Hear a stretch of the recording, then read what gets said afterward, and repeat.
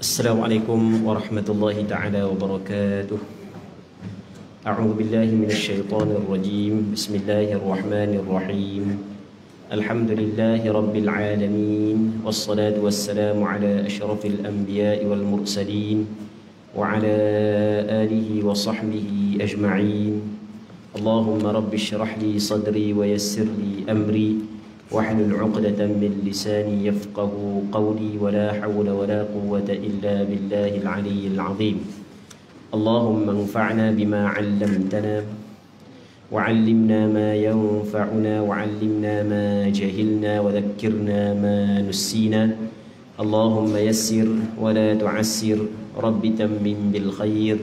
اللهم افتح علينا فتوح العارفين وفقنا توفيق الصالحين. اللهم لا سهل إلا ما جعلته سهلا وأنت تجعل الحزن إذا شئت سهلا. اللهم اجعلنا من السعداء المقبولين ولا تجعلنا من الأشقياء المردودين. اللهم صل وسلم وبارك على سيدنا محمد وعلى آله وصحبه أجمعين والحمد لله رب العالمين. Jadi insya-Allah kita sambung semula pengajian buku soal jawab fiqh ibadah, himpunan soal jawab berdasarkan mazhab Imam Syafi'i. Antara soalan yang pernah diajukan kepada hamba adalah, kita sedia maklum bahawa orang yang bermusafir mendapat rukhsah untuk tidak berpuasa andaikan dia telah sampai ke destinasi yang dituju pada 10 pagi. Adakah dia wajib imsak sepanjang siang hari tersebut sehinggalah waktu berbuka? Jadi hamba senggeleng baca bab puasa sebab kita dah lama dah nak puasa ni. Baik, jadi kita cuba tengok soalan-soalan yang pernah diajukan kepada hamba berkait dengan bab puasa. Yang mana soalan ni dia sebut seorang bermusafir. Orang yang bermusafir apabila cukup syarat-syarat dia, boleh dia tidak berpuasa. Tapi kena cukup syarat dia lah. Dia ada syarat-syarat dia. Syarat yang pertama, mesti perjalanan tu cukup 2 marhalah. Syarat yang kedua, mesti perjalanan itu adalah perjalanan yang harus. Syarat yang ketiga, bermula awal siang hari, bermula awal puasa tu, bermula awal siang hari, dia telah berada dalam perjalanan. Jadi kalau nak keluar daripada rumah pukul 10 pagi nak bermusafir ke Johor ke Lumpur ke Pulau Pinang ke pada siang hari Ramadan, maka untuk hari tersebut wajib dia kena berpuasa. Tidak boleh dia berbuka. Itu antara syarat dia. Faham kan? Ambil ulang sekali lagi. Dia orang yang bermusafir, dia boleh pilih di antara nak berpuasa ataupun berbuka. Kerana orang yang bermusafir diberi rukhsah, diberi kelonggaran oleh syarak. Sebagaimana Allah Subhanahu wa taala berfirman dalam Al-Quran Al-Karim, "Faman kana minkum maridan aw 'ala safarin fa'iddatun min ayamin ukhra." Orang yang sakit di kalangan kamu ataupun dia bermusafir, tiba-tiba dia memilih untuk tidak berpuasa, maka wajib dia kena qada balik pada bilangan hari yang lain. Jadi orang yang bermusafir diberi rukhsah, diberi kelonggaran oleh syarak untuk tidak berpuasa. Tapi bukan wajib tidak berpuasa, diberi kelonggaran untuk tidak berpuasa. Maksudnya boleh dipilih untuk berpuasa dan boleh dipilih untuk tidak berpuasa. Cuma kalaulah dia nak memilih untuk tidak berpuasa, pastikan cukup syarat dia. Syarat yang pertama, mesti perjalanan itu cukup 2 marhalah. Kalau bar daripada Kampung Baru Keter ni nak pergi ke Geliga, tu tak boleh, walaupun bermusafir tau. Nak pergi Geliga je, tiba-tiba berhenti di Keja Bahan dah makanan. Sebab apa? Sebab saya orang bermusafir, tu tak boleh. Sebab perjalanan dekat. Itu yang pertama. Yang keduanya, perjalanan itu adalah perjalanan yang harus, bukan tujuan untuk melakukan maksiat. Kalau perjalanan tujuan untuk melakukan maksiat, maka tidak boleh dia berbuka puasa untuk hari tersebut.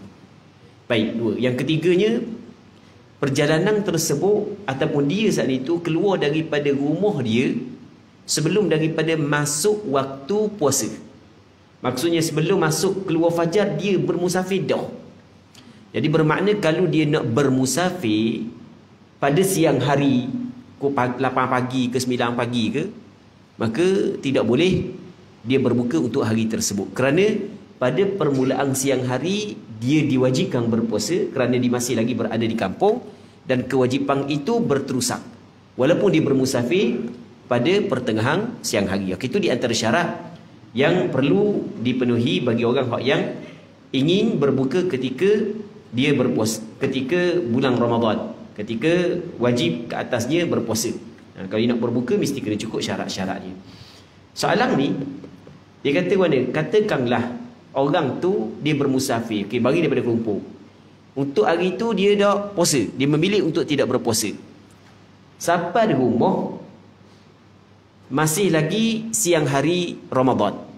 Masa tu dia tak memilih untuk tidak berpuasa. Contoh dia dalam soalan ni kata dalam pukul 10 pagi sampai rumah. Baik. Jadi 10 pagi sampai rumah. Jadi pada 10 pagi sampai rumah, soalan yang pertama, adakah diwajibkan kepada dia imsak? Imsak ni maksud dia imsak menahan diri. Tidak makan, tidak minum, tidak bersetubuh, itu makna imsak. Adakah wajib kepada dia imsak ataupun tidak? Baik. Hamba jawab mana?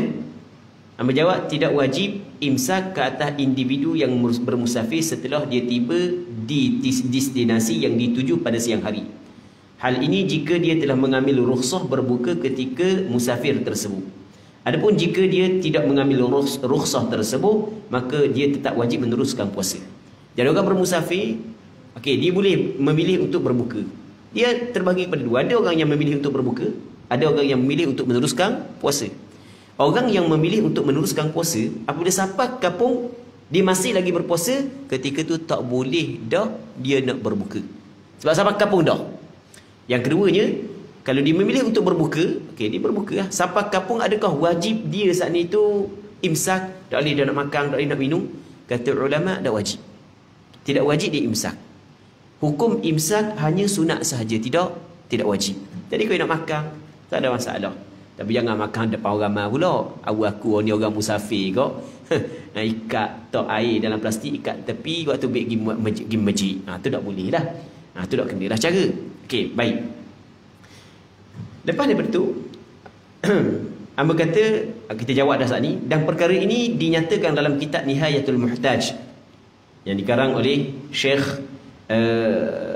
Syekh Imam Ar-Ramli, Imam Ar-Ramli rahimahullah subhanahu wa ta'ala. Dia ada satu kitab, nama kitab Nihayatul Muhtaj, yang mana Imam Ramli menyebut dalam kitab ini, kata beliau, la musafiran wa maridan zala udhruhuma ba'da al-fitr bi an akala ay la yalzamuhuma al-imsak lakin yundab li hurmatil waqt. Maksudnya tidak wajib imsak ke atas orang yang bermusafir dan orang yang sakit yang telah hilang keuzurannya. Orang yang bermusafir hilang keuzurannya, maksudnya dia tidak lagi bermusafir. Baik, tapi setelah kedua-duanya telah makan. Maksudnya mereka memilih untuk tidak berpuasa. Tidak wajib kedua-duanya imsak. Cuma sunat dia imsak untuk menghormati waktu. Sunat je dia imsak. Baik. Yang kita tengok dalam soalan ni, dia ada soalan pertama, soalan kedua. Okey, lepas daripada kita jawab soalan pertama, dia pun mari soalan kedua. Jadi yang nampak rupanya dia nak tanya soalan kedua, bukan soalan pertama sangat ni. Soalan pertama ni tangga je. Benda soalan kedua, pada pagi itu juga isterinya tidak berpuasa kerana baru sahaja suci daripada haid pada jam 9 pagi. Gitu. Lepas tu, jika dia berjimuk dengan isterinya, kau ni rupanya nak tanya. Boleh dah nak bersetubuh dengan bini pada hari itu. Dah kan bini suci pada hari itu kan. Pagi tu ada haid lagi. Dalam pukul 8, pukul 9 berhenti darah. Jadi tak wajib dah puasa kepada isteri. Isteri juga tidak wajib imsak. Dia tak wajib imsak. Isteri tak wajib imsak. Boleh tak bersetubuh pada hari tersebut? Situ nak tanya. Baik. Jadi hamba jawab macam mana? Hamba jawab tidak ada halangan dan tidak dikenakan kafarah jika dia berjimuk dengan isterinya meskipun ketika itu masih siang hari Ramadan. Hal ini kerana dia tidak diwajibkan imsak setelah mengambil rukhsah berbuka atas sebab dia bermusafir. Sama juga isteri dia. Jadi tak ada masalah. Muslimin-muslimat yang dirahmati oleh Allah Subhanahu wa taala, antara soalan yang pernah diajukan kepada hamba adalah berkenaan dengan, kata dia, saya muskil, mengapa muntah dengan sengaja termasuk dalam perkara yang membatalkan puasa, sedangkan perbuatan tersebut tidak disukai oleh manusia. Ia seolah-olah menyeksa diri sendiri, bahkan tidak pun dilakukan sama ada ketika berpuasa ataupun tidak. Berbeza dengan makan, minum ataupun jima. Ia sememangnya perkara yang disukai manusia. Jadi tak pelik jika ia termasuk dalam perkara yang membatalkan puasa. Mohon Ustaz rungkaikan kemusykilan saya ini. Jadi kadang-kadang soalan yang pernah diajukan kepada hamba ni, kadang-kadang ada juga soalan saat itu dia lebih berfikir ataupun dia lebih kepada logik. Dia nak kepada logik. Hak ni dah buat apa? Hak ni dah batal. Hak ni batal. Dia nak kepada logik. Kita orang hak yang biasa belajar, orang hak yang biasa belajar Quran, belajar hadis, belajar kitab-kitab fiqh, maka dia akan jumpa ada hukum ataupun ada hukum yang ditetapkan oleh syarak, nama dia amrun ta'abbudi. Ada hukum yang ditetapkan oleh syarak, ada nama dia ma'qulul ma'na. Amrun ta'abbudi, maksud dia amrun ta'abbudi, perkara ini adalah ketetapan yang ditetapkan oleh Allah Subhanahu wa taala tanpa kita mengetahui secara tepat apakah hikmahnya. Okey, itu dipanggil amrun ta'abbudi. Yang keduanya ma'qulul ma'na. Apa ni ma'qulul ma'na? Hukum itu adalah ada yang kita boleh faham kenapakah ditetapkan hukum tersebut. Okey, itu ma'qulul ma'na. Maksudnya boleh kita fikirlah apakah sebab ditetapkan hukum tersebut. Okey, ada hukum amrun ta'abbudi, ada hukum ma'qulul ma'na. Okey, kita buat contoh amrun ta'abbudi. Ni kita buat contohlah. Sembahyang zuhur 4 rakaat. Sembahyang asar 4 rakaat, maghrib 3 rakaat, isyak 4 rakaat, subuh 2 rakaat. Dah buat apa gitu ah? Dah buat apa ah? Berapa dak zuhur 2 rakaat? Dah buat apa dak asar 3 rakaat? Tu dipanggil dia amrun ta'abbudi. Itu adalah ketetapan yang ditetapkan oleh syarak yang wajib kita kena terima. Walaupun kita tidak tahu apakah hikmah penetapan rakaat tersebut. Dah buat apa ah? Baca Fatihah dalam qiyam. Tak baca tahiyat dalam qiyam. Tak apa dah baca Fatihah dalam duduk tasyahud. Baik. Dia ada sebahagian daripada orang dia berfikir sampai kepada tak tu. Kenapa nak? Biar ada hujah yang boleh diterima oleh akal dia. Ada orang begitu. Baik. Jadi macam kita khabar tadi, ada hukum saat itu, hukum amrun ta'abbudi nama dia. Amrun ta'abbudi. Macam kita kata iddah. Kenapakah perempuan setelah daripada dicerai oleh suami perlu kena beriddah dalam hal-hal tertentu? Sebab yang pertama untuk memastikan kosong rahim daripada kandungan. Tapi adakah benda itu semata-mata? Dah, bukan benda itu semata-mata. Bukan di sana benda ada amrun ta'abbudi. Apa maksud ada amrun ta'abbudi? Kalau pasti kosong rahim daripada kehamilan sekalipun, tetap dia kena melalui iddah dia. Buat contoh lah, buat contoh. Perempuan kalau dicerai oleh suami ketika dia sedang mengandung. Ketika dia sedang mengandung, apabila bersalin, habis iddah dia. Habis dah iddah dia. Okey. Tapi kalau perempuan itu dicerai oleh suami setelah daripada bersalin, dia dah habis iddah dah tu. Padahal kalau kira pakai kepala otak kita, sama je. Dah lepas daripada saling, bila tu lelaki setuh ya? Tu lelaki dah setuh. Dah. Sebab masa hak tadi, sebab masa mengandung. Hak ni bukan masa mengandung. Jadi, kalau lepas daripada bersaling, baru tubik baby. Kuek-kuek tubik, tiba-tiba tu lelaki dia menjatuhkan talak. Maka, iddah dia adalah 3 kali suci. Panjang 3 kali suci. Lagi dah cukup 3 kali suci, dah biar dah dia. Tengok. Lain. Sebab dia bukan semata-mata untuk memastikan kosong rahim daripada kandungan. Bukan ada unsur amrun ta'abbudi. Macam yang kita khabar. Muslimin muslimat yang dirahmati oleh Allah Subhanahu wa taala. Jadi, soalan yang pernah diajukan kepada hamba ni adalah, dia muskil, kenapakah muntah dengan sengaja membatalkan puasa, sedangkan muntah dengan sengaja bukan nikmat pun, tak ada nikmat pun. Tak ada nikmat pun, muntah sengaja tak ada orang nak pun. Sengaja muntah batal puasa. Kalau makan, minum bersetubuh tu kata nampak juga sebab dia membatalkan puasa. Sebab bertepatan dengan keinginan kita. Tapi apa? Muntah dengan sengaja batal puasa. Baik. Namun jawab mana? Sebelum kita berbincang lebih lanjut, ada baiknya kita fahami dan selami dahulu perkara-perkara asas berkenaan dengan ibadah. Secara umumnya puasa merupakan suatu ibadah yang disyariatkan oleh Allah melalui Rasulullah SAW. Asal dulu kita kena tahu, puasa ni adalah satu ibadat yang disyariatkan oleh Allah melalui lidah Nabi Muhammad SAW.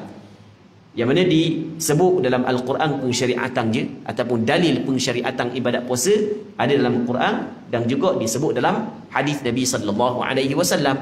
Antara ayat Quran yang menyatakan dituntut kita berpuasa adalah ya ayyuhalladzina amanu kutiba alaikumus siyamu kama kutiba alal ladzina min qablikum la'allakum tattaqun. Wahai orang yang beriman, diwajibkan ke atas kamu berpuasa sebagaimana diwajibkan ke atas orang yang sebelum daripada kamu agar kamu bertakwa. Begitu juga dalam beberapa hadis ada disebut oleh Nabi SAW. Baik. Lepas tu apa buat? Kaedah pelaksanaan puasa sama ada daripada sudut rukun-rukunnya, syarat-syaratnya dan perkara yang membatalkan puasa adalah bersumberkan Al-Quran dan Sunnah menurut kefahaman ulama-ulama muktabar.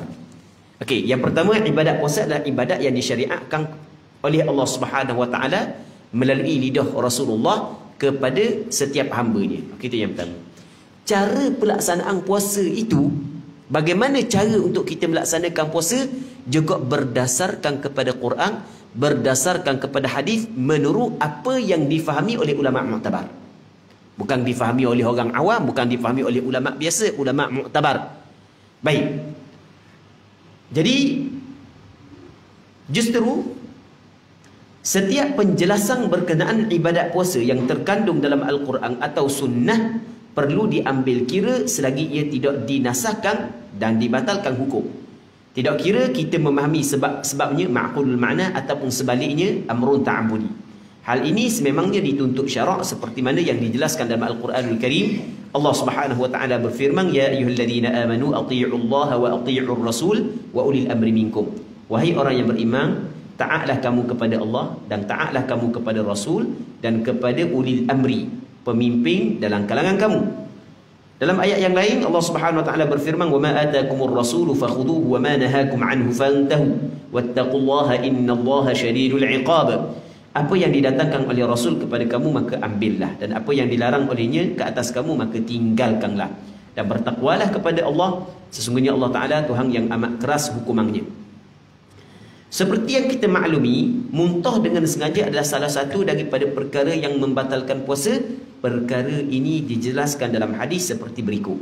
Daripada Abi Hurairah, kata Nabi SAW, man zara'ahu qay'un wa huwa sha'im falaysa alaihi qada wa in istaqa'a falyaqdi.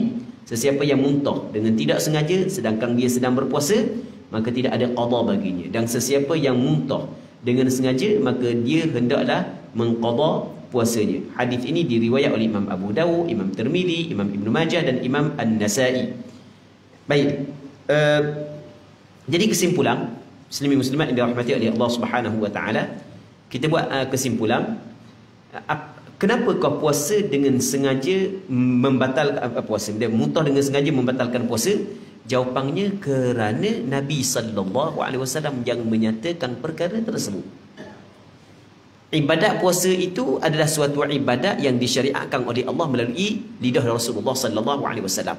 Cara melaksanakan puasa juga perlu kita kena ambil daripada Rasulullah SAW. Dan antara perkara yang disebut oleh Rasulullah adalah sesiapa yang muntah dengan sengaja maka wajib atas dia qada. Maka kita kata mana? Orang yang muntah dengan sengaja mesti kena qada balik puasa tersebut. Baik.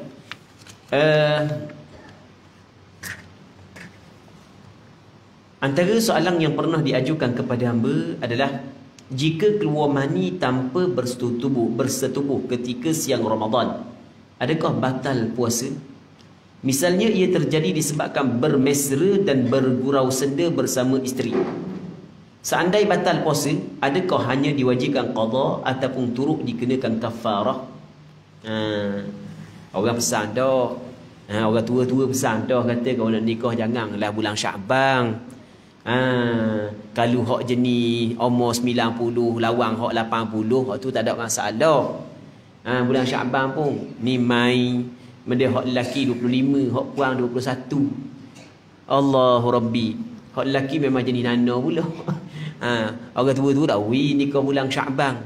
Sebab tu lah takut masuk bulan Ramadan dak kira GPJ ada ke boleh adanya langgar juga. Baik. Jadi dan benda ni tak semesti orang muda. Jadi kadang-kadang ujian pada bulan Ramadan ni ujian. Bulan lain tak ada kareng mana, bulan Ramadan jadi kareng lain. Jadi mana semangatlah air ni jadi gitu. Jadi soalan dia duduk gurau dengan bini dia, raba situ raba sini sampai ke keluar mani. Soalannya batal puasa tak? Satu. Yang keduanya, kalau batal puasa adakah wajib kena bayar kafarah, kena qada? Adakah hanya wajib qada saja ataupun mesti kena kafarah juga? Okey, jawapannya ya, batal puasa jika keluar mani kerana bermesra dan bersentuhan meskipun tidak bersetubuh. Dia apabila keluar mani yang terjadi apabila berlaku persentuhan kulit di antara laki-laki dan perempuan, ia membatalkan puasa. Jadi kalau keluar mani saat itu kerana asbab berlaku persentuhan kulit, itu batal puasa. Kalau tak sentuh kulit lain, itu tak batal puasa, tak sentuh kulit. Jadi tengah bulan Ramadan kok mana tak tahu, kuat nafsu kok mana tak tahu. Jadi tengok je orang hak seksi tu ambil mani dak setarang. Contoh, itu tak batal puasa sebab tidak berlaku persentuhan. Kalau berlaku persentuhan, batal puasa. Baik, kalau berlaku persentuhan kulit, batal puasa. Ini walaupun tidak bersetubuh.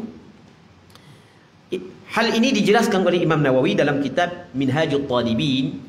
Kata Imam Nawawi, wa kadza khurujul mani bilamsin wa qublatin wa mudaja'atin la fikrin wa nadharin bisyahwa. Batal puasa apabila keluar mani dengan sebab bersentuhan, bercumbuan dan tidur bersama, berpelukan. Namun tidak batal jika keluar mani dengan sebab berkhayal. Khayal keluar mani. Ada belaka manusia benda hak yang ni, benda hak yang berlaku ataupun yang benda hak yang berlaku kepada manusia, benda lagu ni. Baik. Jadi hamba kita khabar tu kita tahulah sebab macam-macam soalan yang sampai kepada kita, ada soalan sampai lagu tu. Duk ngoya seorang, Allah parok sungguh. Ngoya seorang sampai keluar mani pada bulan Ramadan. Awak ni. Baik. Ataupun memandang kepada perempuan dengan syahwat. Tambah-tambah ada zaman kita lah ni. Duk layar Facebook lah, tubik. Bulan puasa tak mahu tengok. Tapi undur dah. Mari pula setan duk bisik kat mana. Rugi undur. Tengok mula. Tarik semula.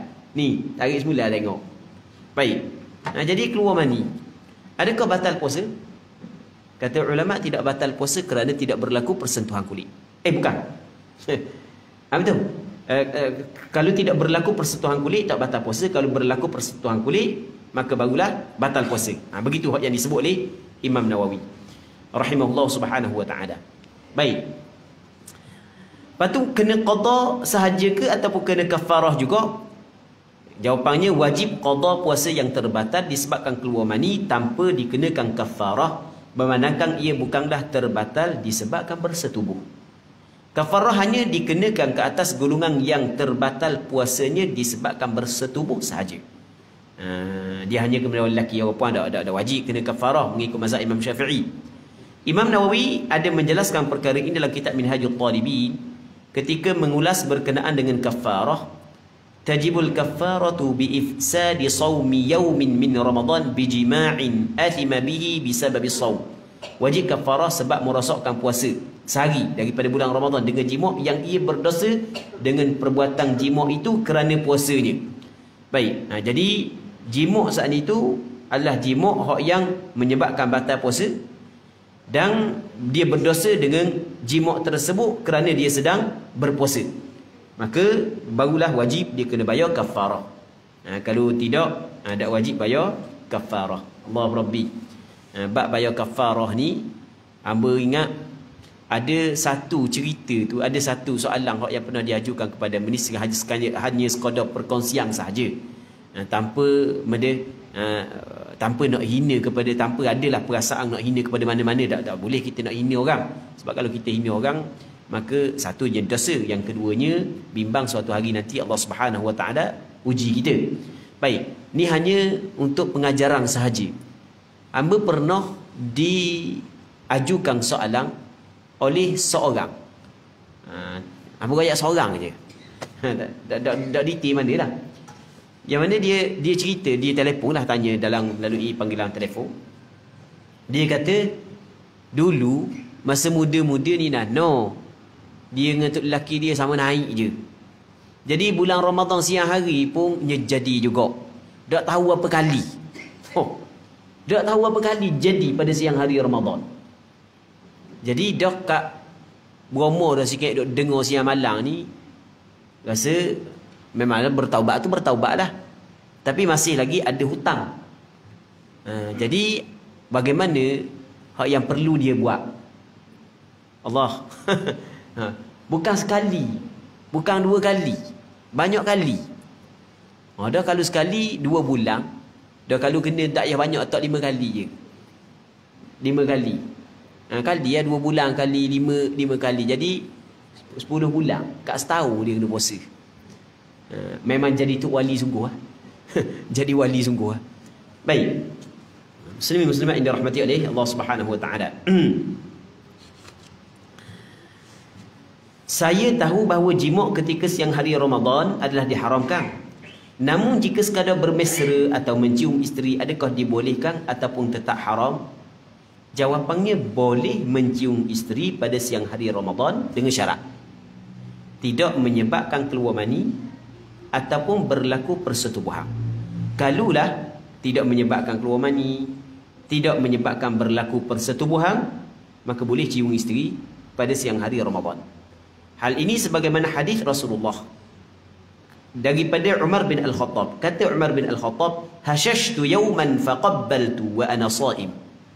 فأتيت النبي صلى الله عليه وسلم فقلت صنعت اليوم أمرا عظيما قبلت أنا صائم. فقال رسول الله صلى الله عليه وسلم أرأيت لو تمضمضت بماء وأنت صائم؟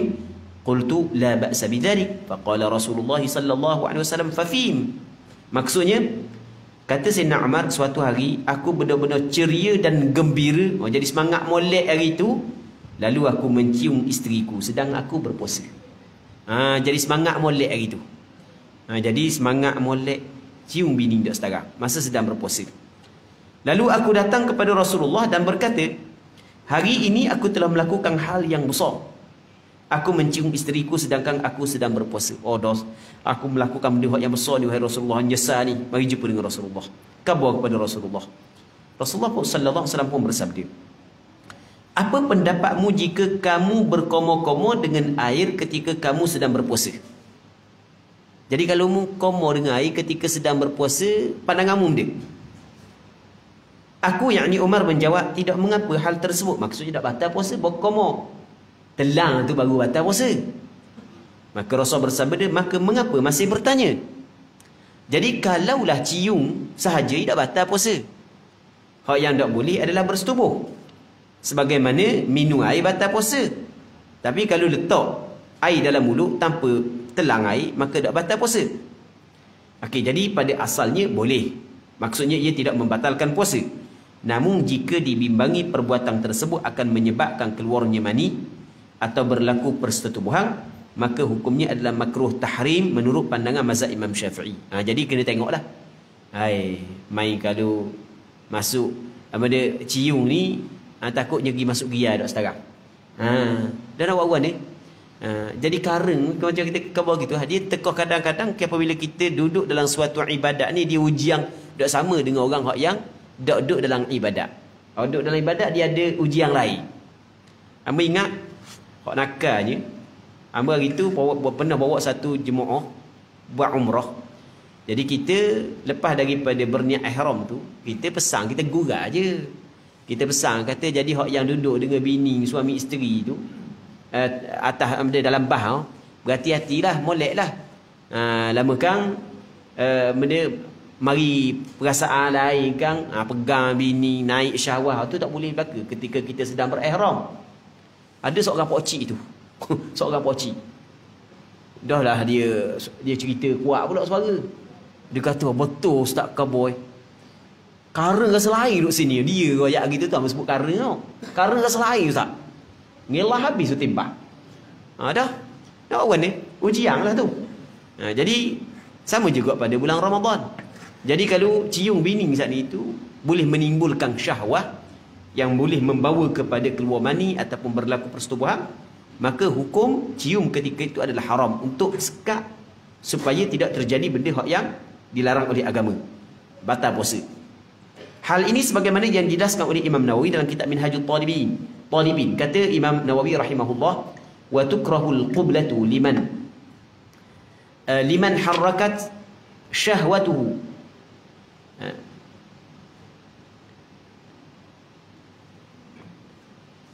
Wa tukrahul qublatu liman harrakat syahwatahu wal aula li ghairihi tarkuha. Qultu hiya karahatu tahrim fil asah wallahu a'lam.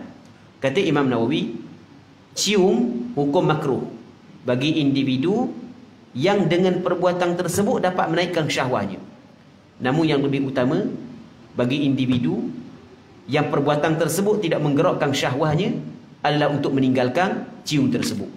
Aku berkata, Imam Nawawi kata, makruh ini adalah makruh tahrim menurut pandangan yang lebih tepat. Pandangan yang lebih sahih dalam mazhab Imam Syafi'i, makruh ini adalah makruh tahrim. Maksudnya tetap hukum dia adalah berdosa. Hukum ini sebenarnya merangkumi orang yang masih muda atau yang sudah lanjut usia. Hal ini sebagaimana yang dijelaskan dalam kitab Al-Majmu' Syarah Muhazzab.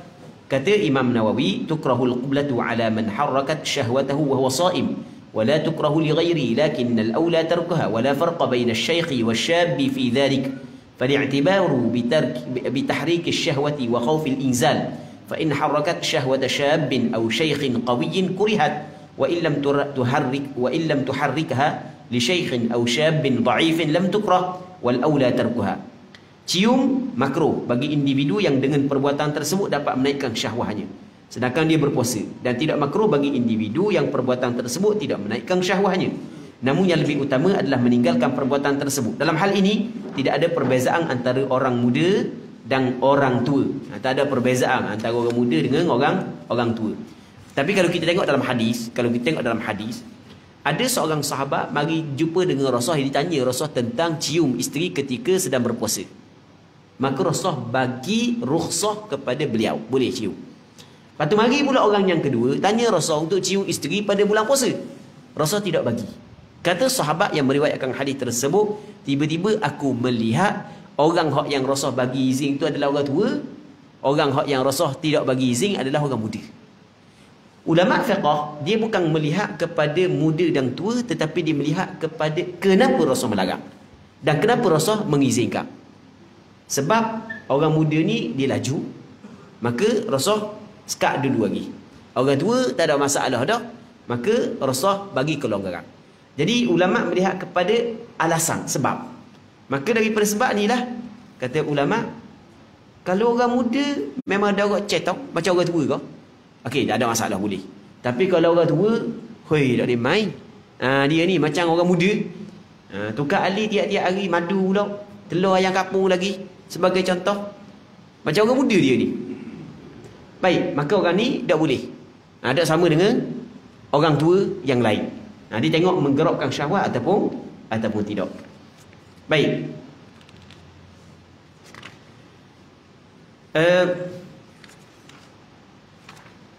Antara soalan yang pernah diajukan kepada hamba adalah pada awal Ramadan seorang telah berniat puasa sekaligus untuk sebulan, namun dia jatuh sakit pada pertengahan Ramadan dan tidak berpuasa selama 3 hari.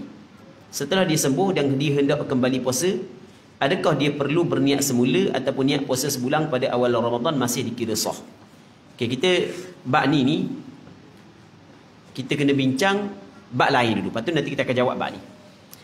Dia pada asalnya setiap hari kita berpuasa pada bulan Ramadan wajib kita kena niat. Setiap hari wajib kita kena niat. Kerana puasa pada setiap hari adalah puasa yang berasingan. Maksudnya, puasa hari yang kedua dia tidak sama dengan puasa hari pertama. Puasa hari ketiga tidak sama berpuasa hari kedua dengan hari pertama. Tak sama. Dan kita tahu mana tidak sama? Kita tahu mana tidak sama? Yang pertama, kalaulah puasa pada hari kedua batal, maka hanya hari kedua je batal, hari pertama tidak batal. Yang keduanya, puasa hari pertama dengan puasa hari kedua diselangi, di celah-celahnya di antara dua puasa tersebut dengan perkara yang membatalkan puasa. Maksud dia, kita puasa pada hari pertama, malam tu kita makan, esok kita puasa pula. Jadi puasa hari pertama, kedua, ketiga adalah puasa yang berasingan. Apabila puasa itu adalah puasa yang berasingan, maka setiap ibadat puasa setiap hari mesti kita kena berniat masing-masing. Macam semayang lah. Semayang zuhur lain daripada semayang asar, lain daripada semayang maghrib, lain daripada semayang isyak, lain daripada semayang subuh. Jadi kita pakai semayang subuh tu saja aku semayang fardu subuh. Pagi ni sekali dengan zuhur, asar, maghrib, isyak, Allahu Akbar. Jadi niat pada semayang subuh. Jadi nanti semayang zuhur kat pakai dak niat dah sebab niat sekali dah. Itu tak boleh. Sebab benda zuhur ibadat lain, asar ibadat lain, maghrib ibadat lain, isyak ibadat lain. Jadi kita nak cerita benda, kita nak ceritanya, kalau kita puasa 29 hari, 29 kali kita kena niat. Kalau kita puasa 30 hari, 30 kali kita niat.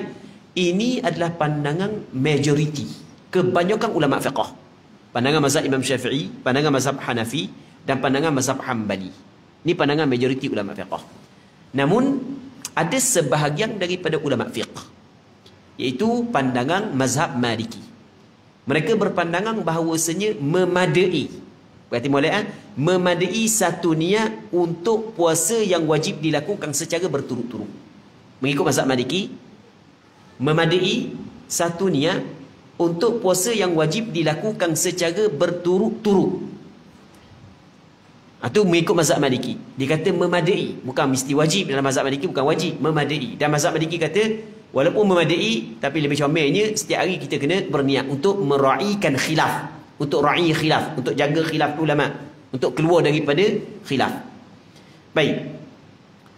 Dan bab niat sebulan ni ataupun niat sebulan ni adalah benda yang diamalkan oleh masyarakat kita dan bertaklid kepada pandangan mazhab Maliki. Cuma yang masalahnya adalah sebahagian daripada kalangan kita ketika beramal pandangan ini tidak mengetahui syarat-syarat yang ditetapkan oleh pandangan tersebut. Jadi bila kita tidak tahu syarat-syarat yang ditetapkan oleh pandangan tersebut, maka boleh membawa kepada bermasalah ibadat kita. Sebab itulah dalam kita nak bertaklid kepada sesuatu pandangan, mesti kita kena tahu syarat-syarat dia. Baik. Dan syarat-syarat ini tidak diketahui melainkan orang yang betul-betul belajar kitab fiqh. Itu kita kena faham. Dalam mazhab Maliki mereka menyebut wakafat niyatun lima yajibu tatabu'. Maksudnya memadai satu niat untuk puasa yang wajib dilakukan secara berterusan. Bukan hanya Ramadan saja, setiap puasa yang wajib dilakukan secara berterusan memadai satu niat. Baik. Soalannya yang diajukan kepada hamba ni, berarti molek katakanlah pada awal Ramadan dia ni niat puasa sebulan. Pada awal Ramadan dia niat puasa sebulan. Pada pertengahan Ramadan dia sakit. Jadi apabila dia sakit, maka dia tidak berpuasa. Pada tempoh dia sakit itu tidak berpuasa. Apabila dia tidak berpuasa, lepas daripada disembuh, masih lagi bulan Ramadan, dia nak sambung balik puasa. Adakah boleh puasa yang dia nak sambung saat itu, dia tak mau niat, hanya menggunakan niat yang niat pada hari yang pertama dulu, ataupun tak boleh? Jawapannya dalam mazhab Maliki tidak dibolehkan. Kerana niat yang kita kata memadai satu niat adalah untuk puasa yang wajib dilakukan secara berterusan. Berarti molek. Orang yang sakit wajib tak dipuasa? Tak wajib. Jadi bermakna putus tatabu', berterusan puasa dia. Sama juga, kita berniat untuk puasa sebulan pada awal Ramadan. Ini mengikut pandangan mazhab Maliki. Tiba-tiba tengah Ramadan kita bermusafir. Orang bermusafir wajib tak puasa? Tak wajib puasa. Okay, boleh faham? Nanti bila kita sampai kampung pula, kita nak meneruskan, nak sambung balik puasa wajib, mesti kena membaharukan niat mengikut pandangan mazhab Maliki. Sebab dia, sebab puasa kita putus dah tatabu', putus dah berterusan. Tu kita kena faham. Tidak kalau kita tak faham, benda yang kita buat adalah salah. Baik. Sama juga dengan orang puang. Orang puang pada awal Ramadan dia niat puasa sebulan. Tiba-tiba tengah Ramadan datang haid. Dan habis Ramadan kering haid, dia pun nak sambung balik puasa. Boleh tak dia saat ni tu nak sambung puasa dengan menggunakan niat yang niat kali pertama dulu? Tak boleh. Mesti dia kena memperbaharukan balik niat tersebut.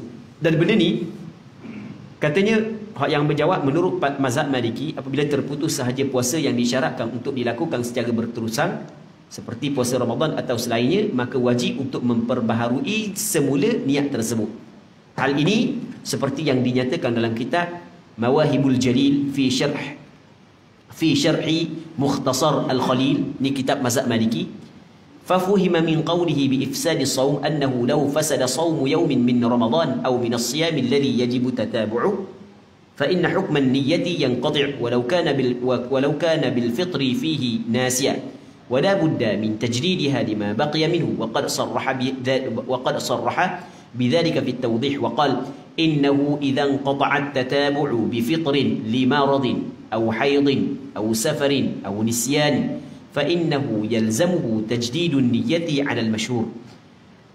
Maksudnya adalah apa hak yang disebut dalam kitab ni panjang, kita ambil hak yang ringkas sikit. Sesungguhnya hukum ini dijelaskan dalam kitab At-Tawdih, katanya apabila terputus puasa yang disyaratkan berterusan kerana berbuka disebabkan sakit atau haid, atau bermusafir, atau terlupa niat, maka sesungguhnya atau terlupa.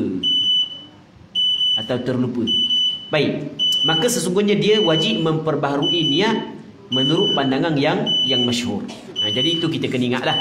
Bagi orang yang nak niat sebulan, dia kena tahu syarat-syarat dia. Jadi kalau tak tahu syarat dia, bimbang, puasa dia bermasalah. Cuma di tempat kita biasanya kita pesang sokmo, kita pesang dalam kuliah-kuliah, kita pesang mana bagi orang yang nak niat sebulan, maka dia saat itu kena niat juga setiap malam, supaya yang pertama dapat keluar daripada khilaf. Lepas tu andai kata dia terlupa niat pada mana-mana hari, maka sah puasa untuk hari tersebut menurut pandangan mazhab Maliki. Cuma kalaulah berlaku perkara yang membatalkan puasa pada pertengahan Ramadan, lepas tu dia nak teruskan balik, nak sambung puasa, mesti kena memperbaharukan balik niat. Mesti kena niat semula. Tidak membanda niat yang pertama dulu. Baik. Muslimin muslimat yang dirahmati oleh Allah Subhanahu wa taala. Jadi untuk malam ni kita berhenti sini dulu. Kita buka soalan sekejap kalau sekiranya ada. Ada tak soalan nak tanya?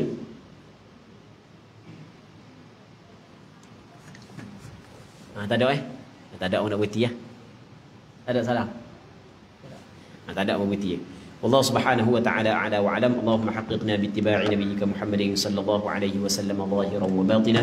اللهم إنا نسألك الإخلاص في القول والعمل. وصلى الله على سيدنا محمد وعلى آله وصحبه أجمعين والحمد لله رب العالمين.